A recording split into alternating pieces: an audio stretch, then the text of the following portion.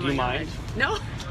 Hi. This is an Iowa voter whom I haven't yet met. I'm going to go in here. All right. And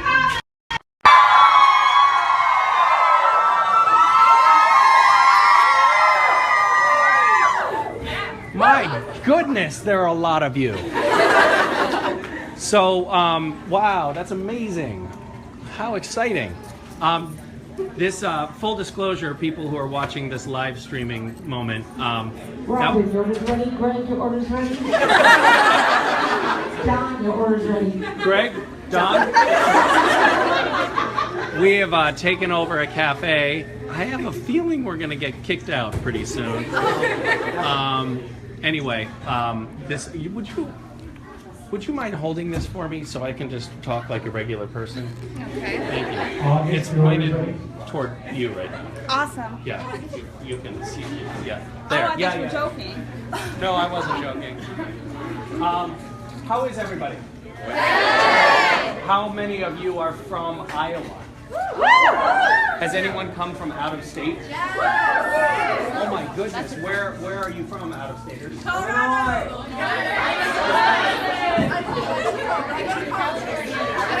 Okay, so a lot of you go to school here.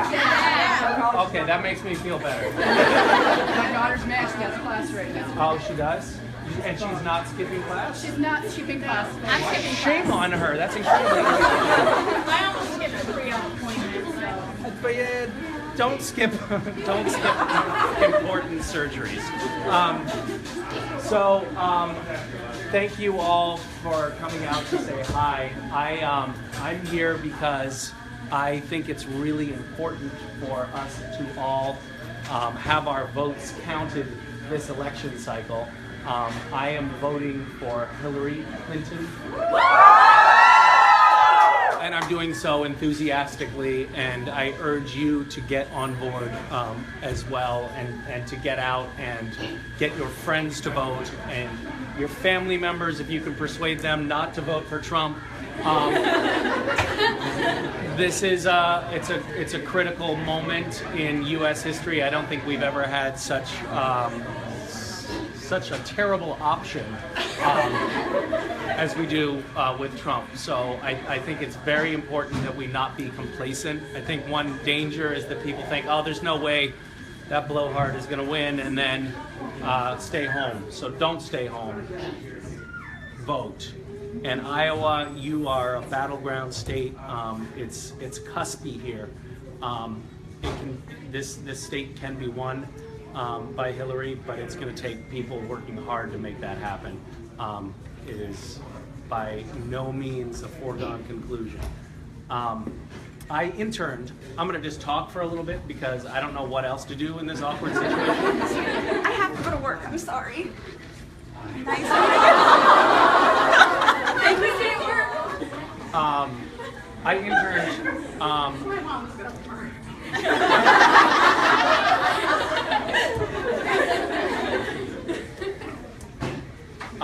I interned in the White House during Bill Clinton's presidency, and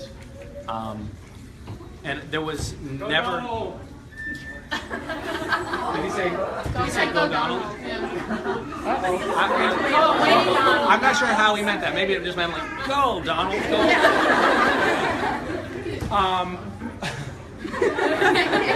I do feel bad for the Trump supporters who happened to be sitting here when we showed up. That's annoying. So, sorry about that. So I interned in the White House, and there was never a moment when I was there that it ever occurred to me that the Clintons were in political service for any reason other than that they were trying to make the world a better place. Of course, neither one of them is beyond reproach. Everyone has faults and has made mistakes. But I know that that Hillary Clinton's entire career has been devoted to service and to making the world a better place in the best way that she knows how to do that.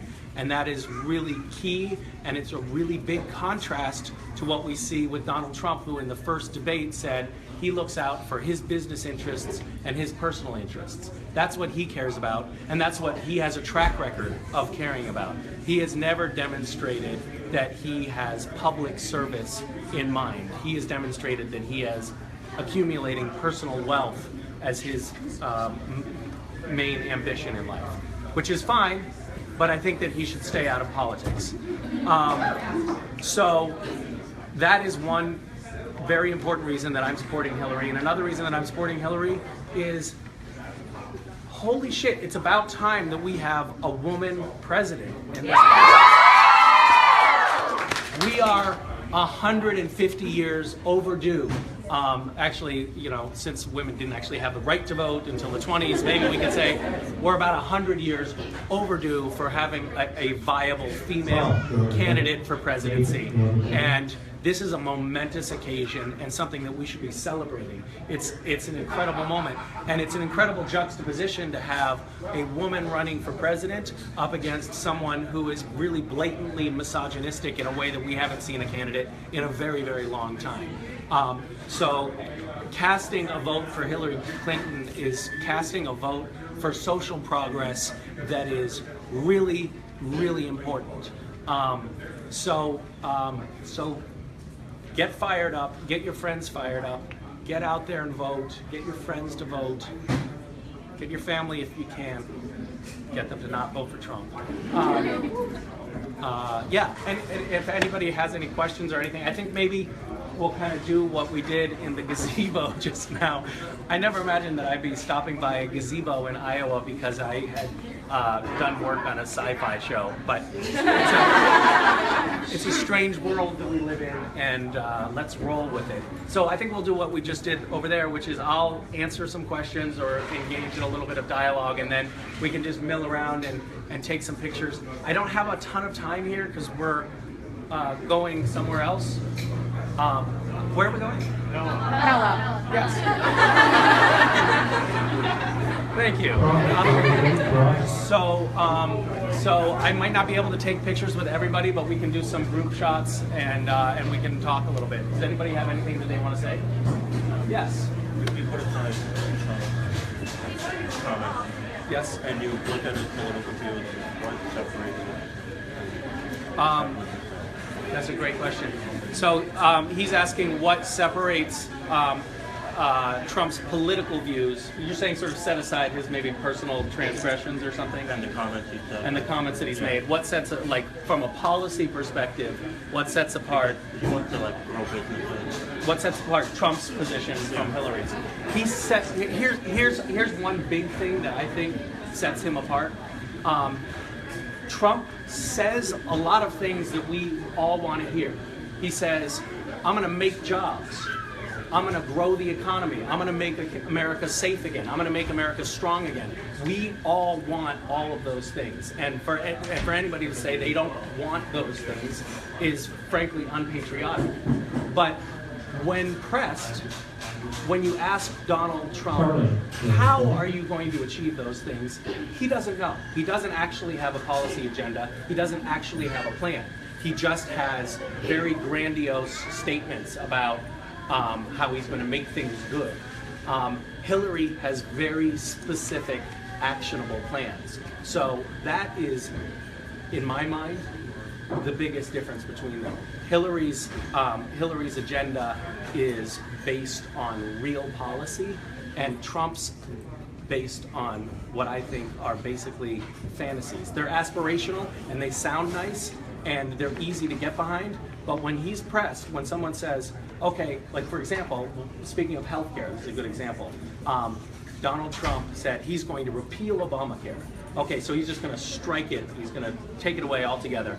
And then when he was interviewed, I believe it was on CNN, he was asked about it. He said, Donald Trump said he's going to furnish everybody with universal health care, which is essentially Obamacare.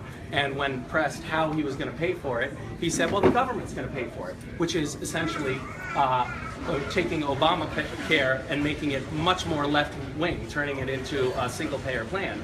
And when pressed how the government was going to afford it, he said, well, we'll save so much money on the back end, it won't matter. That is nonsense. That's not real policy. That's just fantasy talk that's not based on any kind of factual information. So I think that she has a real command of the issues. I think that he has a fiery temperament, which can be exciting, and it can get people excited about, you know, the idea of him being in the Oval Office. And I think that he also has he's an outsider, you know? He's not from inside the Beltway, and so we think, wow, that's new, that's refreshing. But he has run his businesses into bankruptcy many, many times, and the U.S. government can't file for bankruptcy, so I don't think that we should have him in a leadership position. Yes? Yes? What would you say? Did you watch the debate last night? I did. Yeah. I actually was sitting on an airplane that was delayed, so I makes managed sense. to stream Yeah. the audio, and I didn't see all of the body language, but I heard the vast majority of it. Yeah, and it's as bad as you think it is. What would you say is Hillary's most influential proposition on her platform? That's a good question. I mean, I really loved in last night's debate. Speaking of healthcare again, I know that she, you know, when she was working as First Lady in the White House, she worked really hard to get universal healthcare. That failed because the time had not yet come. But I think that she is better positioned than anyone to fix our healthcare system. I think that she also understands international relations really well, having been Secretary of State and having forged a lot of relationships and made a lot of alliances. So I think that both on the domestic front and on the international front, she's somebody who's really well poised to be our commander-in-chief. Yeah. Yes, anyone? Yes, somebody? Yes, sir. Do you know what Jared and Jensen's political views are currently about I do. Since we're live streaming, should I out them? No, we actually have had a lot of political conversations. I'm gonna leave it to them to, you know, talk about their views.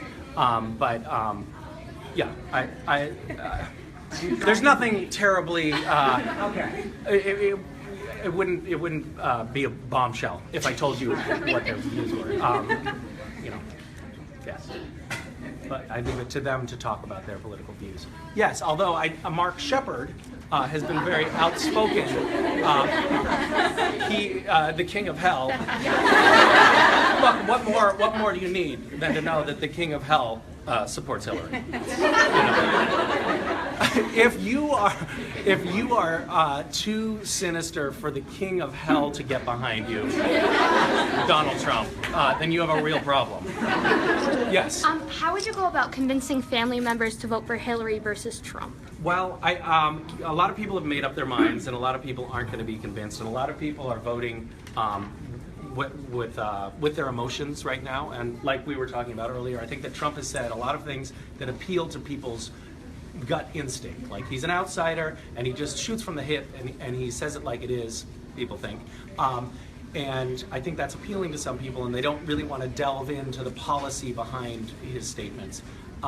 That said, I think that one of the most effective things, we talked about this in the gazebo earlier, one of the most effective things you can do when you're talking to somebody who may have a different perspective is to really try to understand where they're coming from.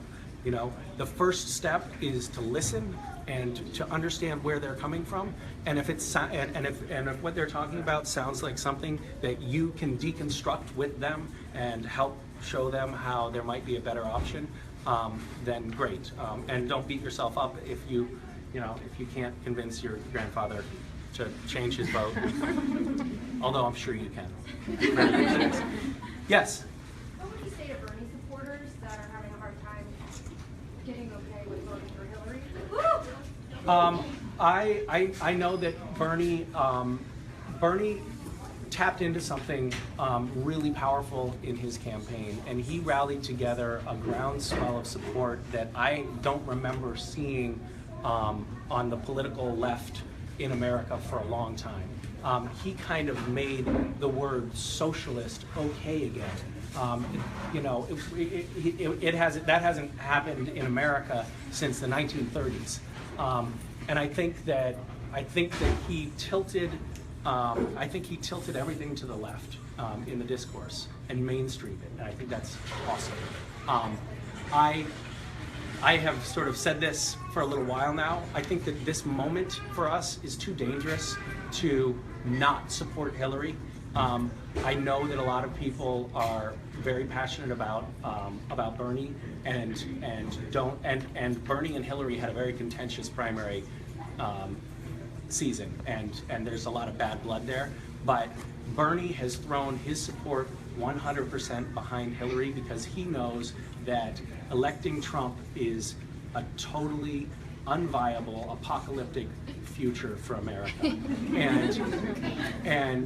And I know also that, I mean, it really seems like Hillary and Bernie are collaborating, and I imagine that there's probably a role for him in the Clinton administration. I would not be, I mean, I have no inside scoop on this, but I would not be at all surprised based on how they're talking now if that were in the offing.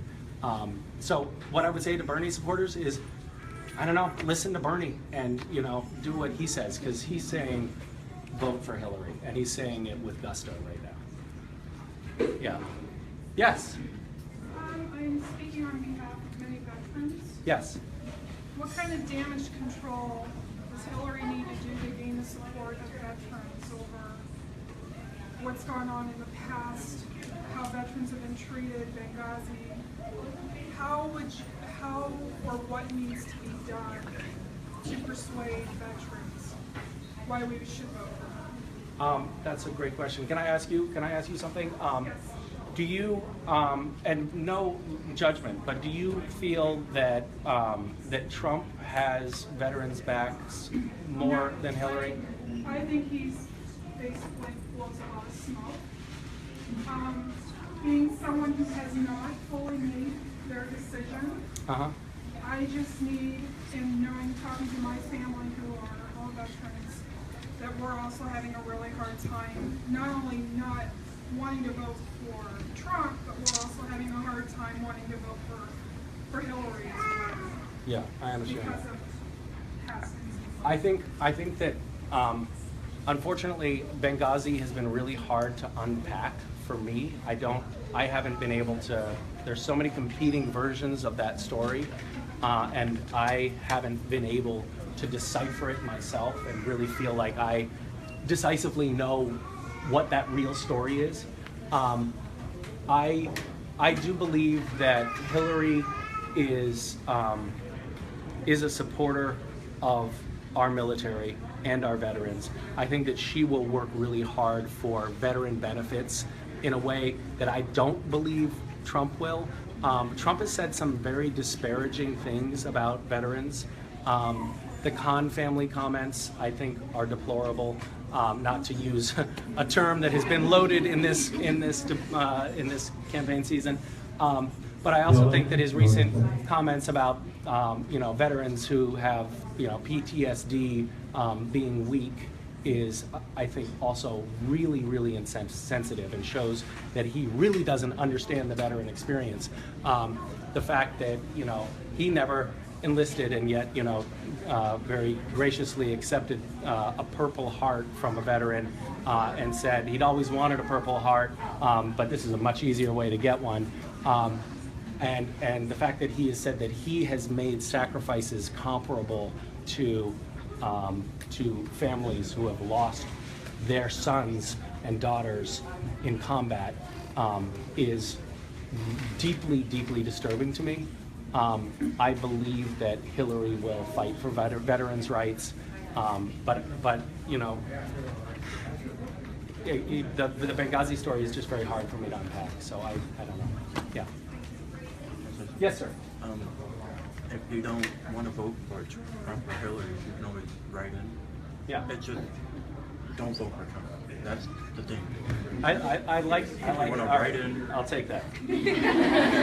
Just don't vote for Trump should be that's the first order of business, and we can work from there. Vote for you. I am not running in this cycle, but thank you.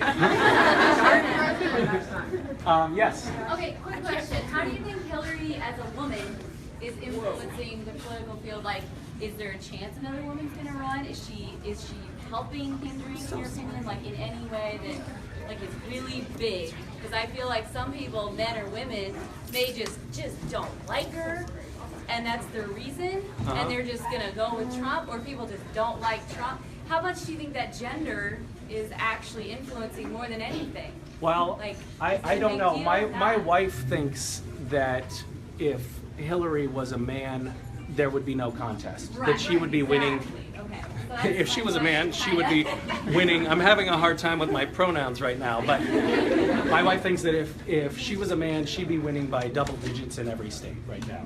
But that a lot of people really don't want a female president. And I think that that's sad. I think that there is a glass ceiling there, and I think we have a chance to break it. I think that once that glass is shattered, it will open the door for a lot more women in office, and even in. Do you think they have to be of her caliber to even get to her point? Do you think there's hope for? I think that the standards that Hillary is being held to are incredibly high. Yeah. She has an incredibly long record of service and a very successful record of service.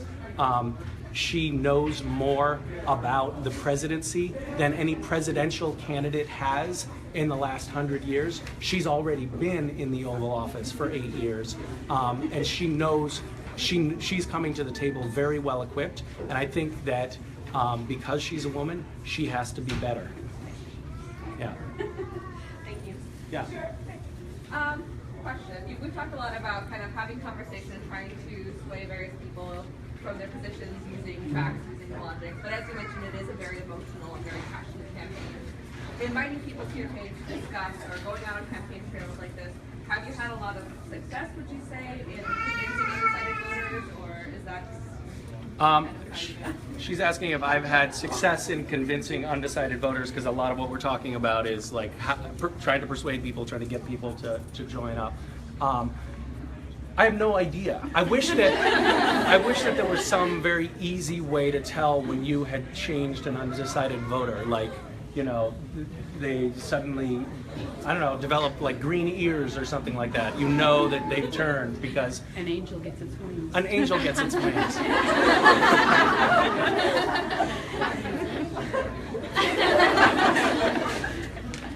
Yeah. If every person who votes for Trump, it kills an angel, just so you know. I don't know if maybe that could help persuade people to do that. Like, it's really quite sad. What's that? If Trump wins, how am I going to talk to my kids about it? Yeah, I have 3 daughters, and I can't explain. Let's not practice having that conversation. I have a 4-year-old, my daughter just turned 4 and my son just turned 6. How old is that your child there? No, that's your child. Hi, little one. She's 4 too. So my 4-year-old recently, I just asked my kids for the first time. I remember when I was really little, people were always asking me, what are you going to be when you grow up? And I was like, I don't know, I think I want to drive a train. And to me, it felt like a really important question. And for some reason, it's a generational thing or something. But I noticed that nobody's asking my kids what they want to be when they grow up. So I took it upon myself recently. And I said to my kids, what do you want to be when you grow up? And my son, my son said he wanted to be an Olympian. And doable. And my daughter said, when I grow up, I want to vote for Trump. And I was like, no, no, no! What have I done? I'm a terrible parent. Anyway, I don't talk about her career with her anymore. Do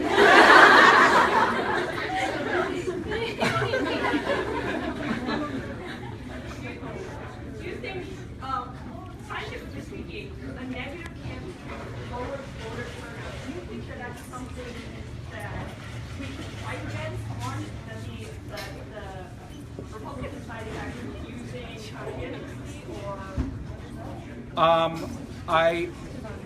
The only thing I can say is that I hope that that the prospect of a Trump presidency scares everyone so much that there actually is a good turnout. But I don't know.